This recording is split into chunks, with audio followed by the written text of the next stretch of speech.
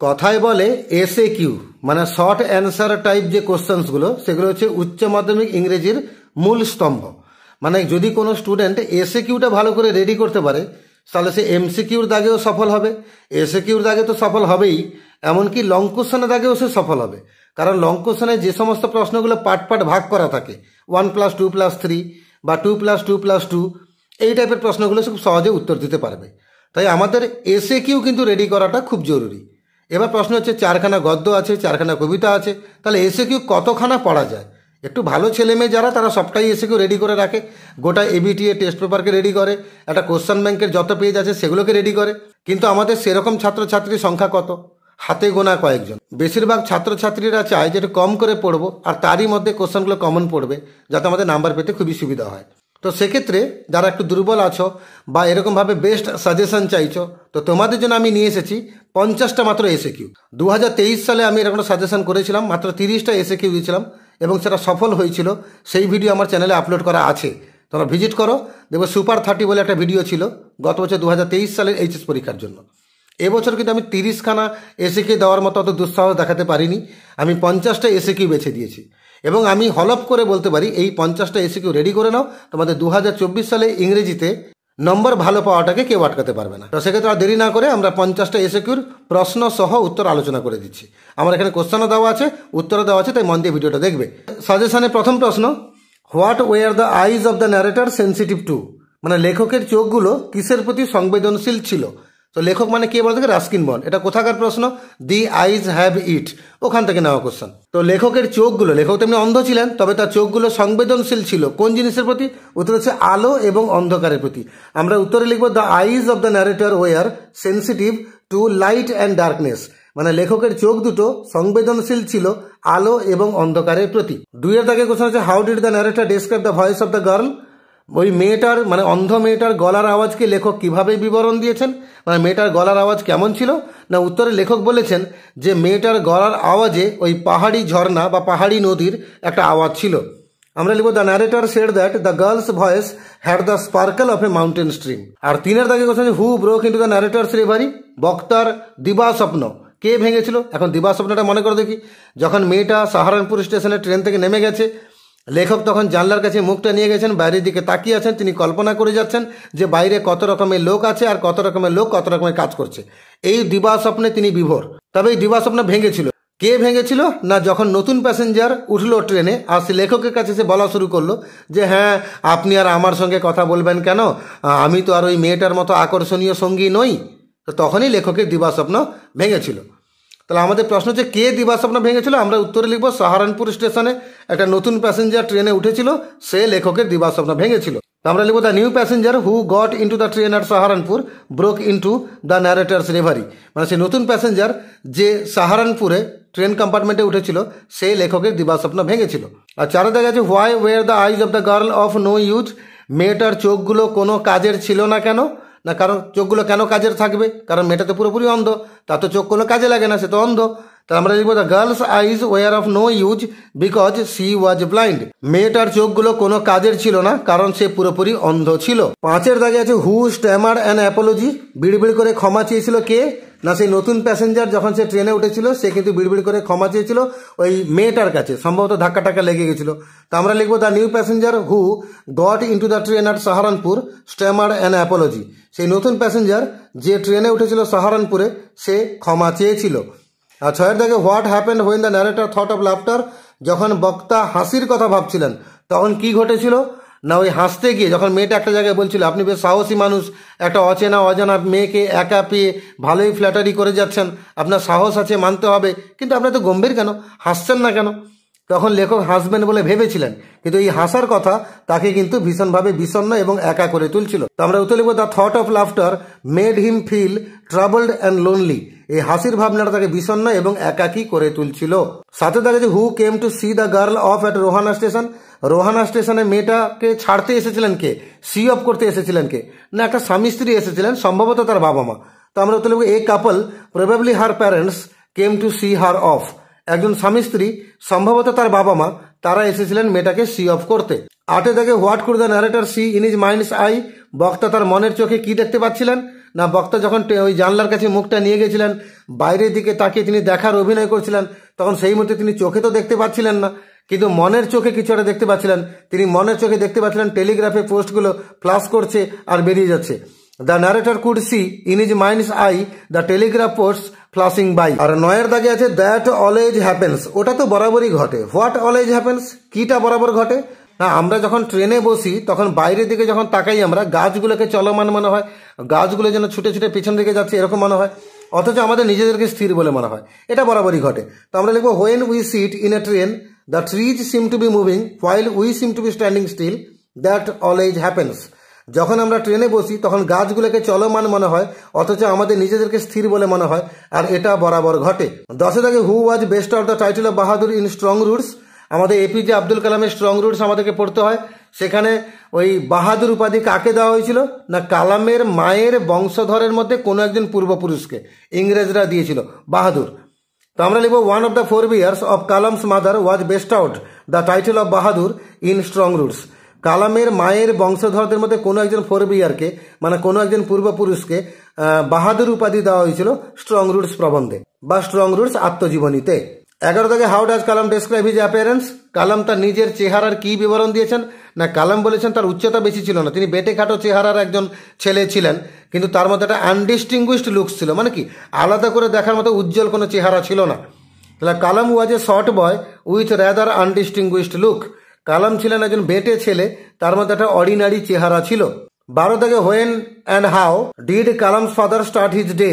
কখন এবং কিভাবে কালামের বাবা দিন শুরু করতেন? না কালামের বাবা দিন শুরু করতেন ভোর 4টের সময় নামাজ পড়ে। তাহলে Kalam's father started his day at 4 AM by reading namaz. 13 থেকে what type of childhood did Kalam have. কালামের শৈশবটা কেমন ছিল? না Kalam had a secured childhood both materially and emotionally. কালামের ছিল একটা নিরাপদ শৈশব, সে বস্তুগত দিক থেকে এবং আবেগ ভালোবাসার দিক থেকে। 14 দাগে how far is the Rameswaram temple from Kalam's house. কালামের ঘর থেকে রামেশ্বরম মন্দির কত দূরে? না কালামের ঘর থেকে 10 মিনিট হেঁটে গেলে রামেশ্বরম মন্দির পাওয়া যাবে। তাহলে the Rameswaram temple is a 10 minutes walk from Kalam's house. 15 দাগে what does Kalam fail to recall. Kalam কোন জিনিসটাকে মনে করতে ব্যর্থ হচ্ছেন বা স্মরণ করতে ব্যর্থ হচ্ছেন? না উত্তর হচ্ছে Kalam fails to recall the exact number of people fed by his mother everyday. তার কালামের মা প্রত্যেক দিন বহিরাগত অনেক লোককে খাওয়াতেন, তো সেই লোকেদের এক্সাক্ট সংখ্যাটা কত সেটা কিন্তু কালাম মনে করতে ব্যর্থ হচ্ছেন। আর 16 দাগে what did Kalam endeavour to understand. Kalam কোন জিনিসটাকে বোঝার চেষ্টা করেছেন? না কালামের বাবা মানে জৈনুল আবদিন এপিজে আব্দুল কালামের কাছে অনেক মৌলিক সত্যগুলো বলে গেছেন। মৌলিক সত্য মানে কি? জীবনের যে সত্যগুলো সত্যি, তো সেই কথাগুলো তিনি অনেকগুলো বলে গেছেন। আর কালাম সারা জীবন চেষ্টা করেছেন সেই মৌলিক সত্যগুলোকে অনুধাবন করতে বা বুঝতে। Kalam endeavour to understand the fundamental truths revealed to him by his father. Kalam চেষ্টা করেছেন বুঝতে সেই মৌলিক সত্যগুলো যেগুলো প্রকাশিত হয়েছে তার কাছে তার বাবার দ্বারা। 17 দাগে according to Mrs Jones how old was the boy. Mrs Luella Bates Washington Jones উনার কথা অনুযায়ী ওই ছেলেটার বয়স কত, মানে রজারের বয়স কত? উত্তর হচ্ছে according to Mrs Jones the boy was 14 or 15 years old। Mrs জোন্সের কথা অনুযায়ী ছেলেটার বয়স ছিল 14 বছর কিংবা 15 বছর। 18 থেকে where did Mrs Jones work. Mrs Jones কোথায় কাজ করতেন? তোমরা সবাই জানো তিনি হোটেলের বিউটি পার্লারে কাজ করতেন বা হোটেলে বিউটি শপে কাজ করতেন। তাহলে Mrs Jones worked in a hotel beauty shop. 19 থেকে where did Mrs Luella Bates turn the boy loose. Mrs Luella Bates ছেলেটাকে ধরে নিয়ে তো গেছিলেন, কিন্তু তার গলাটাকে ছাড়ালেন কোথায়? তাহলে কলারটাকে ছাড়ালেন কোথায়? না তার নিজের রুমের মাঝখানে নিয়ে গিয়ে। তাহলে Mrs Luella Bates turn the boy loose in the middle of a room. Mrs Bates ওই ছেলেটাকে আলগা করে দিয়েছিলেন বা ছেড়ে দিয়েছিলেন তার রুমের মাঝখানে। আর 20 দাগে আছে why did Mrs Luella Bates give the boy $10। Mrs Luella Bates Washington Jones তিনি ছেলেটাকে $10 দিয়েছিলেন কেন? না Mrs Luella Bates gave the boy $10 to buy blue suede shoes. Mrs Luella Bates ওই ছেলেটাকে $10 দিয়েছিলেন নীল রঙের জুতো কেনার জন্য। 21 দাগে why could not Roger flee with the purse. Roger পার্সটাকে নিয়ে পালাতে পারেনি কেন? কারণ সে ব্যালেন্স হারিয়ে ফেলেছিল আর ফুটপাথের উপর পড়ে গেছিল। Roger could not flee because he lost his balance and fell on the sidewalk. Roger পালাতে পারেনি কারণ তার সে ব্যালেন্সটা হারিয়ে ফেলেছিল এবং ফুটপাথের উপরে পড়ে গেছিল। আর 22 দাগে দ্য পার্টিং ওয়ার্ডস, এই যে চলমান কথা বা চলে যাওয়ার সময় যে কথাবার্তা, বিদায়ী কথাবার্তা। What were the parting words of Mrs Luella Bates to Roger. Mrs Luella Bates Washington জোনসের শেষ কথা কি ছিল রজারের উদ্দেশ্যে? না, তার শেষ কথা ছিল, বাবুরে গুড নাইট অ্যান্ড আচরণ ঠিক করবি, গুড নাইট এবং আচরণ ঠিক করবি। তাহলে the parting words of Mrs Luella Bates were, Mrs Luella বেটসের শেষ কথাগুলো ছিল good night, behave yourself, মানে আচরণ ঠিক করবে। 23 দাগে what did the purse of the women contain, ওই যে মহিলা মানে মিসেস জোনস, ওনার পার্সের মধ্যে কি ছিল? না, আসলে এত বড় পার্স এবং ভর্তি ছিল তার মানে লেখক ইয়ার্কি মেরে বলছেন যে ওখানে পেরেক আর হাতুড়ি বাদ দিয়ে বাকি সবই ছিল। তাহলে the purse content everything but hammer and nails, ওই পার্সের মধ্যে সবকিছু ছিল শুধুমাত্র পেরেক আর হাতুড়ি বাদ দিয়ে। 24 দাগে what did the wounded man promise the tsar, ওই আহত লোকটা রাজাকে কি প্রমিস করেছিল? না, আহত লোকটা রাজাকে প্রমিস করেছিল যে আমি আপনার কাছে সবচেয়ে বিশ্বস্ত চাকর হয়ে কাজ করব এবং আমার ছেলেপুলেকেও সে একই কাজ করতে বলবো। The wounded man promise the tsar that he would serve the tsar as his most faithful servant and would bid his sons to do the same, ওই দাড়িওয়ালা লোকটা বা আহত লোকটা রাজাকে প্রমিস করেছিল যে সে রাজার সবচেয়ে বিশ্বস্ত চাকর হয়ে কাজ করবে এবং তার ছেলেপুলেকেও সে একই কথা বলবে একই কাজ করতে। 25 দাগে where did the hermit live, hermit কোথায় বাস করতেন? না, হারমিটের বনে বাস করতেন। The hermit lived in a wood. 26 দাগে where did the tsar fall asleep, রাজা কোথায় ঘুমিয়ে পড়েছিলেন? প্রচন্ড ক্লান্ত ছিলেন, তোমরা সবাই জানো। তো সে সাধুর কুটিরে যে দরজা চৌকাঠ সেখানে তিনি বসে পড়েছিলেন আর সঙ্গে সঙ্গে ঘুম ধরে গেছিল। The tsar fell asleep on the threshold in the hermit's hut, রাজা শুয়ে পড়েছিলেন হারমিটের কুঁড়ে ঘরে দরজার চৌকাঠের উপরে। 27 দাগে what was the hermit doing when the tsar came to visit, যখন রাজা হারমিটের সঙ্গে দেখা করতে এসেছিলেন হারমিট তখন কি করছিলেন? না, যখন রাজা এসেছিলেন হারমিটের কাছে, হারমিট তখন তার কুঁড়ে ঘরের সামনে মাটি খুঁড়ছিলেন। তাহলে when the tsar came the hermit was digging the ground in front of his hut. 28 দাগে why did the tsar decide to consult the hermit, রাজা হারমিটের সঙ্গে দেখা করার সিদ্ধান্ত কেন নিয়েছিলেন? না, রাজা উত্তর পাওয়ার জন্য প্রথমে জ্ঞানী লোকেদেরকে ডেকেছিলেন, তারাও সবাই আলাদা আলাদা উত্তর দিল, রাজা কারোর সঙ্গে একমত হলেন না, তখন তিনি সাধুর সঙ্গে দেখা করার সিদ্ধান্ত নিলেন। কেন? না, সাধু অগাধ জ্ঞানী মানুষ এবং তিনি সমস্ত প্রশ্নের উত্তর জানেন, আর রাজা বিশ্বাস করেছিলেন যে আমার সমস্ত প্রশ্নের উত্তর এই সাধু লোকটাই দিতে পারবে। তাহলে আমরা লিখবো the tsar decided to consult the hermit because the hermit was wise and he could give the tsar's answers, রাজা সিদ্ধান্ত নিয়েছিলেন হারমিটের সঙ্গে দেখা করবেন কারণ হারমিট ছিল জ্ঞানী মানুষ এবং সে রাজার প্রশ্নের উত্তরগুলো দিতে পারত। 29 দাগে what did the tsar promise, আর রাজা কি প্রমিস করেছিলেন? না, the tsar promised the bearded man that he would return his property, রাজা দাড়িওয়ালা লোকটাকে প্রমিস করেছিলেন যে তোমার সম্পত্তি আমি ফিরিয়ে দেবো। তাহলে the tsar promised the bearded man that he would return his property, রাজা দাড়িওয়ালা লোকটাকে কথা দিয়েছিলেন যে তিনি তার সম্পত্তি ফিরিয়ে দেবেন। 30 দাগে why was the hermit famous, hermit বিখ্যাত ছিল কি জন্য? না, হারমিট তার অগাধ জ্ঞানের জন্য বিখ্যাত। The hermit was famous for his wisdom. 31 দাগে why did the tsar give the reward to none, রাজা জ্ঞানী লোকেদেরকে ডেকেছিলেন, পুরস্কার দেবেন ঘোষণা করেছিলেন, কিন্তু পুরস্কার কাউকে দিলেন না কেন? না, কারণ তারা সবাই আলাদা আলাদাভাবে উত্তর দিয়েছিল এবং রাজা কারোর সঙ্গে একমত হতে পারেননি। The tsar gave the reward to none because all answer differently and the tsar agreed with none of them, রাজা পুরস্কার কাউকেই দিলেন না কারণ সকলেই আলাদা আলাদাভাবে উত্তর দিয়েছিল এবং রাজা কারোর সঙ্গে একমত হতে পারেননি। 32 দাগে why was the tsar glad, রাজা আনন্দিত হলেন কি জন্য? না, the tsar was glad to have made peace with his enemy so easily, রাজা আনন্দিত হয়েছিলেন কারণ তিনি শত্রুর সঙ্গে এত সহজে বন্ধুত্ব করে ফেলেছিলেন। 33 দাগে how does a tree grow, একটা গাছ কি করে বড় হয়ে ওঠে? না, a tree grows slowly by consuming the earth, একটা গাছ বড় হয় আস্তে আস্তে মাটি থেকে পুষ্টিরস নিয়ে। 34 দাগে what does the phrase earth cave refer to, এই আর্থ কেভ বলতে কি বোঝো? না, যখন মূলকে মাটি থেকে উপড়ে নেওয়া হয় তখন মাটিতে একটা গর্তের সৃষ্টি হয়, সেই গর্তটাকে বলে আর্থ কেভ। তাহলে when a root is pulled out a gaping hole is created on the earth, this is called earth cave, যখনই একটা মূলকে উপড়ে নেওয়া হয় একটা মাটিতে গর্তের সৃষ্টি হয় সেই গর্তটাকে বলা হয় আর্থ কেভ। 35 দাগে why is the root white and wet, মূলগুলো মানে গাছের যে মূল সেটা সাদা এবং ভেজা হয় কেন? না, সেটা মাটির তলায় লুকানো থাকে, সেটা জল শোষণ করে সবসময়, আর সেটা সূর্যের আলো পায় না, তাই সেগুলো সাদা হয় এবং ভেজা হয়। The root is white and wet because, মূলটা হয় সাদা এবং ভেজা কারণ it remains under the soil, কারণ সেটা মাটির নিচে চাপা থাকে। ইট সাকস ওয়াটার, এটা জলকে শোষণ করে, and it does not get sunlight, এবং সে সূর্যের আলো পায় না। 36 দাগে what remains hidden inside the earth, মাটির তলায় কি লুকানো থাকে? The root remains hidden inside the earth, গাছের যে মূল সেটা লুকানো থাকে মাটির তলায়। আর 37 দাগে where are the soldier's feet placed, সৈন্যটার পা গুলো কোথায় রাখা ছিল? The soldier's feet are placed among the flowers, সৈন্যটা পাগুলো রাখা ছিল ফুলের মাঝখানে। 38 থেকে why does the poet ask nature to keep the soldier warm? কবি প্রকৃতিকে কেন অনুরোধ করেছেন সৈন্যটাকে গরম রাখার জন্য? কবি সৈন্যটাকে গরম রাখার জন্য প্রকৃতির কাছে অনুরোধ করছেন, কারণ কবি ভয় করছেন যে সৈন্যটাকে ঠান্ডা লেগে যেতে পারে। The poet ask nature to keep the soldier warm because he fears that, মানে কারণ তিনি ভয় করছেন যে the soldier may catch cold, সৈন্যটাকে ঠান্ডা লেগে যেতে পারে। 39 থেকে what does heavy undergrowth refer to? এই হেভি আন্ডারগ্রোথ বলতে কি বোঝানো হয়েছে? না, heavy undergrowth refers to heavy bushes and small plants. Heavy undergrowth বলতে ঘন ঝোপঝাড়কে বলা হয়েছে এবং ছোট ছোট গাছগুলোকে বলা হয়েছে। আর 40 থেকে describe the smile of the soldier, সৈন্যটা হাসির একটি বিবরণ দাও। না, সৈন্যটা হাসি ছিল ভদ্র শান্ত হাসি, নিষ্পাপ হাসি, এবং সেই হাসিতে কোনো অভিনয় ছিল না। The soldier smile was gentle, innocent and without guile, মানে ভদ্র শান্ত, নিষ্পাপ এবং অভিনয় ছাড়া, ছলনাবিহীন। আর 41 থেকে where is the sleeping soldier resting his head? ওই ঘুমন্ত সৈন্য তার মাথাটা কোথায় রেখেছিল? না, ফার্ন গাছের তৈরি একটা বালিশের উপর রেখেছিল। The sleeping soldier is resting his head on a pillow made of fern. ওই ঘুমন্ত সৈন্য তার মাথাটাকে রেখেছিল ফার্ন গাছের তৈরি একটা বালিশের উপরে। 42 থেকে how is the gold complexion of the San deemed? সূর্যের উজ্জ্বল সোনালী রঙ ডিমড হয়ে যায়, মৃদু হয়ে যায় কিভাবে? না, উত্তর হচ্ছে the gold complexion of the sun is dimmed by the clouds. সূর্যের উজ্জ্বল সোনালী রং ঢাকা পড়ে যায় বা মৃদু হয়ে যায় মেঘের দ্বারা। 43 থেকে what shakes the darling buds of May? মে মাসের সুন্দর ফুলগুলোকে ঝরিয়ে দেয় কে? না, রুক্ষ ঝড়ো বাতাস।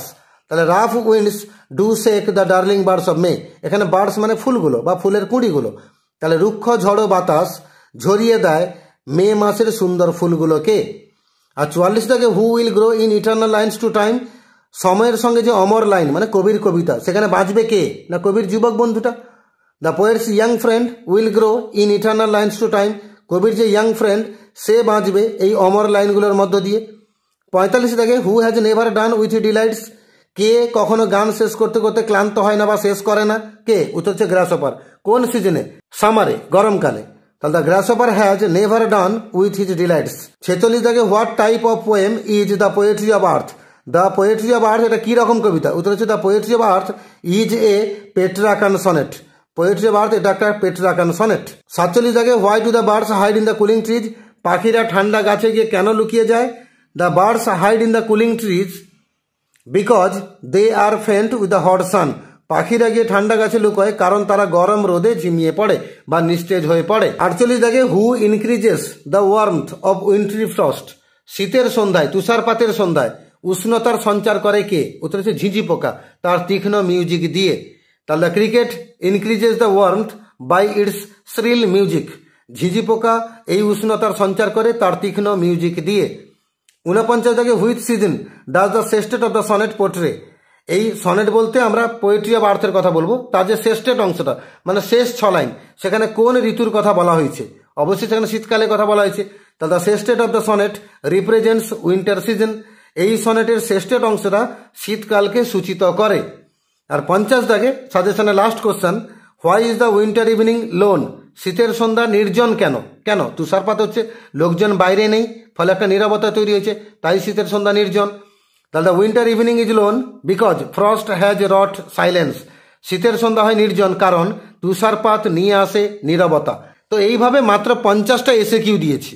আমি কখনোই বলবো না যে সাজেশনকে শুধুমাত্র ফলো করো, সাজেশন মানেই তোমরা জানো জুয়া খেলা। তবে প্রতি বছর সাজেশন করি, লাগে, কমন আসে, তাই এবছরও সাহস করে 50টা এসএকিউ বানিয়ে দিয়েছি। অবশ্যই ভালো করে পড়বে। আর আরও সুনিশ্চিত হওয়ার জন্য আমি তোমাদেরকে বলবো, একটু অ্যাডভাইস করব, হয় এবিটি এর টেস্ট পেপার থেকে অথবা রায় মার্টিনের প্রশ্নবিচিত্রা থেকে যে কোনো 10টা মডেলের এসএকিউ রেডি করে রাখবে, তাহলে তুমি 100% সুনিশ্চিত থাকতে পারবে। সাজেশন সব বছর লাগবে, জুয়া মানুষ দেখবে প্রত্যেক বছর লটারি লেগে যায় না, তাই সাজেশন করা হয়, কোনো বছর লাগে, কোনো বছর ব্রেকও করে। তবে আমারও মন বলছে এই 50টা এসএকিউর ভিতর থাকবে। তবে আমি সব জানতা নই বা ভগবান নই যে আমার এটা আসবে, আমি গ্যারেন্টি দিয়ে বলতে পারি না। তবে এরই মধ্যে আসার সম্ভাবনা অনেকটাই রয়েছে, আমাদের অভিজ্ঞতা থেকে বলছি, বিগত অনেক বছরের অভিজ্ঞতা থেকে বলছি। তো অবশ্যই 50টা এসএকিউ ভালো করে পড়ে রাখবে, তার সঙ্গে পারলে 10খানা মডেলের এসএকিউ একটু রেডি করে রাখবে। আর তোমাদের পরীক্ষা ভালো হোক, এসএকিউটাকে মজবুত করো। আর আমার চ্যানেলে ঢুকে পড়ো, ভিজিট করো, প্লেলিস্টকে ক্লিক করে ক্লাস 12-এর ভিডিও বার করো, তোমাদের প্রয়োজনের সমস্ত ভিডিও সেখানে আছে। লং কোশ্চেনের ভিডিও, গ্রামারের ভিডিও, রাইটিং স্কিলের ভিডিও, টেস্ট পেপারে মডেল পেজের আলোচনা ভিডিও, কোশ্চেন ব্যাংকে মডেল পেজের আলোচনা ভিডিও সব পাবে। তাই তোমাদের প্রস্তুতিতে কোনো রকম খামতি থাকবে না। তাই মন দিয়ে পড়াশোনা করো, ভালো করে পরীক্ষা দাও এবং অবশ্যই ভালো রেজাল্ট করো আর জীবনের পথে সুন্দরভাবে এগিয়ে যাও।